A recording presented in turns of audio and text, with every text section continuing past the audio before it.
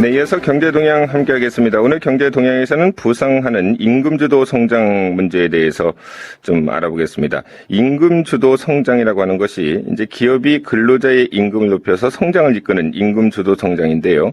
가계 수입을 늘려서 소비를 유도하고 또 투자와 생산, 성장을 이끌겠다. 뭐 이런 법안입니다. 야당에서 주장했던 이 논리가 지금 여당과 정부에서 받아들이면서 힘을 받고 있는데요. 내일신문에 박준규 기자 연결해서 자세한 내용 알아보겠습니다. 네, 박준규 기자. 네, 안녕하세요. 예, 안녕하십니까. 어제 최경환 경제부총리가 임금주도 성장에 대해서 경제 5단체와 간담회 열었죠? 정확하게 말씀드리면 사내 유보금에 대한 처리 문제인데요. 네. 우리나라 기업들이 않고 사내 유보금을 너무 많이 두고 있다. 이 부분에 대해서는 상당히 많이 알려진 것입니다. 최 부총리는 그동안 이 문제, 이 사내 유보금을 과도하게 갖고 있는 이 문제에 대해서는 건드리지 않았다가 최근에서는 이것을 해결하지 않으면은 경제 성장이 좀 어렵다 이렇게 판단한 것 같습니다. 그래서 이 과도한 그 사내 유보금을 투자나 배당, 임금 등으로 지출하지 않게 되면 과세를 하겠다 이런 의지를 보인 거고요. 그렇다 보니까 당연히 기업들이 반발할 수밖에 없고 그래서 어제 5호 단체장과 만나서 이 부분을 조율에 나선 겁니다. 네, 지금 전화 상태가 좀 좋지 못한데요. 다시 한번 양해 말씀드리고요. 수학이 좀 약간 떼고 말씀해 주시기 바랍니다. 네. 재계에서도 지금 이 부분에 대해서 어느 정도 수긍하는 분위기 아닌가요? 예, 재계도 그 정부가 무조건 유보금에 과세하겠다는 뜻이 아니라는 것을 이해한 것 같습니다. 이 최경환 부총리는 사내 유보금 과세가 세금 확대를 위한 것이 아니라 기업 성과가 투자나 배당, 임금 등으로 경제에 흘러가게 유도하는 것이 목적이다. 이런 점을 명확하게 전달을 했고요. 그것은 이 기업들이 임금이나 투자, 배당 등을 하게 되면 인센티브를 주기 때문에 세부담이 결코 늘어나지 않는다. 이런 설명이 덧붙여지기도 했습니다. 네, 그런데 어제 또 김무성 새누리당 대표도 이와 비슷한 이야기를 했죠.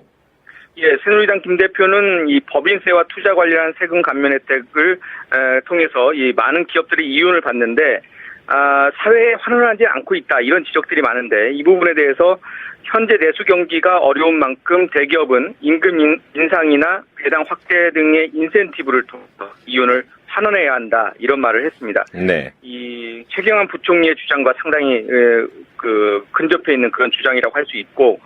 여당의 신임 대표가 대기업의 임금이나 배당 확대로 이윤을 재분배하라 이런 것을 공식적으로 촉구한 그런 발언으로 해석이 되고 있습니다. 네, 그러니까 여당과 경제부총리가 이같이 이제 적극적으로 기업들에게 어떤 배당 확대 그리고 임금 인상을 좀 주문한 것인데요. 대통령과 사전 조율이 없었을까요? 예, 이 부분이 대통령과 어느 정도 이해가 돼 있다는 것이 이제 야당의 주장인데, 예.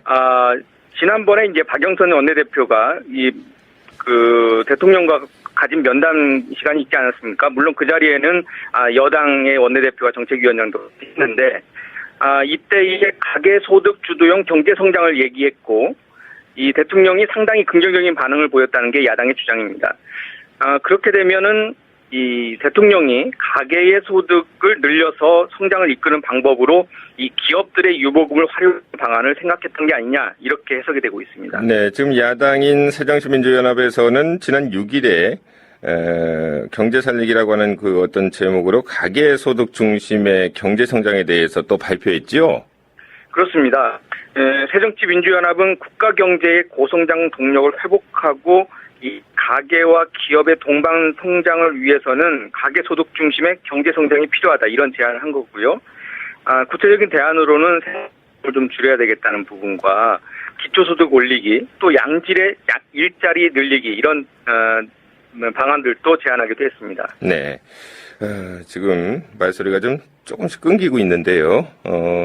네, 구체적으로 이제 생활비 부담 줄이고 이제 기초소득 올리기, 지금 말씀하신 어떤 양질의 일자리 늘리기 등을 제안했다 이제 그런 말씀인데, 전 대선 후보였던 그 문재인 의원도 대통령과 여야 원내대표 그리고 정책위 의장이 만났던 지난 10일에 그 소득 주도 성장에 대한 어떤 토론회를 또 열었죠.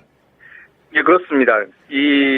문재인 의원이 이 부분에 대한 주도권을 잡으려고 하는 것 같고요. 이것은 차기 대선에서의 어떤 이슈를 선점하기 위한 그런 움직임으로도 포착이 되는데 문재인 의원의 주장은 이렇습니다. 이 중산층과 서민들의 소비 능력을 높여서 내수를 진작시키고 성장과 일자리가 늘어나는 선순환을 도모해야 한다. 이런 주장이고요. 주요한 대안으로는 노동시간을 좀 줄여야 되고 비정규직 감축이라든가 생활임금의 전면 도입, 또 기본소득 확대, 생활지출 축소를 위한 이 복지 확대 이런 것들이 대안으로 괜찮겠다 이렇게 제시하기도 했습니다. 네, 지금 다른 국제기구들도 이 같은 소득주도 성장을 제기하고 있다고 하던데요. 예, 그렇습니다. 이 국제기구들이 소득주도 성장을 이야기하는 것은 이 소득 불평등을 해소해야 경제가 성장할 수 있다 이런 논리 때문입니다. 특히 국제노동기구 ILO는 소득 주도형 그 성장을 각국 정부에 이미 권고를 한 상태고요. IMF는 소득 분배 악화가 이 경제 성장과 경제 안정성을 저해야 한다는 부분에 대해서 강하게 주장을 하면서 이 재분배가 경제 성장을 저해야 한다는 근거가 없다 이런 부분까지 이야기를 했고요. OECD는 소득 불평등을 보여주는 지니 계수가 1포인트 오르게 되면, 즉 이 소득 불평등이 더 확대가 된다면 경제 성장률이 0.2%포인트 떨어진다 이런 분석 보고서를 내놓았습니다. 네. 이것은 이 소득 불평등을 해소하는 방법 중에 유력한 것으로 이 노동자, 근로자의 소득, 즉 임금을 늘려주는 방법이 아주 필요하다 이런 주장이라고 볼 수 있습니다. 네, 그러니까 임금을 높여서 이렇게 가계 소득을 늘리고요. 그러면 이제 성장으로 이어진다는 건데 이러한 경로가 이론대로 갈까요? 예, 그 부분이 문제입니다. 일반적으로는 소득이 늘어나면 소비도 같이 증가하고요. 이것이 경제의 활력소가 될 수 있다 이렇게 보고 있는데, 이것은 이제 케인지언 총수요 이론에서 나온 것이고, 1930년대에 대공황을 극복하는 데 상당한 도움이 됐던 건 사실입니다. 예. 이 당시에는 기업이 아닌 정부가 돈을 풀어서 이 미국의 소비를 촉진시키는 방법으로 위기를 극복했는데, 우리나라는 그때 상황과는 완전히 좀 다른 부분이 있습니다. 이 가계부채 문제가 있다는 건데요. 이게 생각보다 상당히 심각하기 때문에 네네. 우리나라는 좀 달리 적용해야 되는 게 아니냐 이런 지적도 있습니다. 네, 그러니까 지금 말씀하신 것처럼 가계부채를 갚기 위해서 늘어난 소득이 좀 사용될 수가 있고요. 그렇게 되면 이제 소비로 이어지지 못할 수도 있다. 그런 말씀이죠. 그렇습니다. 이 소득이 부족해서 빚을 내서 소비를 하는 계층이 하위 20%인데 네. 소득 기준으로요. 이 소득이 낮을수록 처분 가능 소득 중에서 소비 지출 비중이 높게 돼 있습니다. 이렇다 보니까 저소득층의 소득을 높여주면 그만큼 소비 지출이 늘어나는 것이 공식적인 그런 경로라고 할 수 있는데, 이 경로를 가는 데에 가장 큰 걸림돌이 바로 부채입니다. 현재도 악성 부채는 주로 저소득층이 많이 갖고 있고 정부에서도 저소득층의 부채가 상당히 문제가 될 수 있다고 경고하기 때문에 이 부분을 해결해야 이 선순환 구조를 만들 수가 있는 겁니다. 또 미래에 대해서 불안하기 때문에 또 저축으로 갈 수도 있는 거죠. 그렇습니다. 이 정년이 보장되지 않거나 언제든 일을 그만둬야 한다 이런 부담감은 결국 소득이 좀 늘어나더라도 이것을 곧바로 소비하는 것이 아니라 저축을 늘리거나 또 노후를 준비하는 그런 방식으로 그 소득 증가분이 이동할 수가 있고요. 또 이 노령화도 문제입니다. 이 소득을 위축시키는 상당히 중요한 요인이라고 할 수 있는데, 상당히 예상보다 오랫동안 살기 때문에 국민연금이 이 노후를 책임져 줄 수 없는 상황에서는 연금에 가입하거나 또 그 노후를 위한 자금을 계속해서 축적해야 하는 그런 부담이 생길 수밖에 없습니다. 네, 알겠습니다. 여러 가지 예상이 좀 빗나갈 수도 있어서 좀 신중하게 정책을 좀 그런 필요가 있을 것 같습니다.